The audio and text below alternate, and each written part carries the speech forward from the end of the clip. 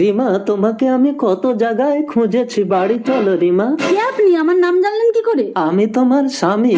রিমা, এই বুড়োটা তোর বল? না না পূজা, আমি এনাকে চিনি না। কাকু, আপনার কোথাও ভুল হচ্ছে, আমার এখনো বিয়েই হয়নি। আমার সাথে তোমার বিয়ে হয়েছিল, তুমি কথা দিয়েছিলে জনম জনম আমার সাথে থাকবে। ও যে আপনাকে বিয়ে করেছিল, কি প্রমাণ আছে আপনার কাছে?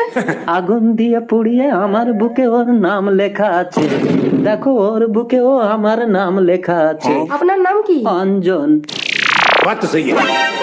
জানি না রে পূজা, জন্ম থেকেই এই দাগটা আমার বুকে আছে। তাহলে শোনো আগের জন্মের কথা। অঞ্জন, তুমি আগুন দিয়ে বুক পুড়িয়ে আমার নাম লিখছো? কথা দাও রিমা, তুমি আমাকে ছেড়ে কোনোদিন যাবে না। কথা দিলাম, জনম জনম তোমার সাথে থাকবো আমি। রুকো যারা। আমিও আগুন দিয়ে বুক পুড়ে তোমার নাম লিখবো। রিমা, রিমা, আমার বউকে আমি অন্য পুরুষের ঘর করতে দেবো না। অঞ্জনের কাছ থেকে আমাকে নিয়ে গেলে আমি কিন্তু নিজেকে শেষ করে দেবো বাবলা।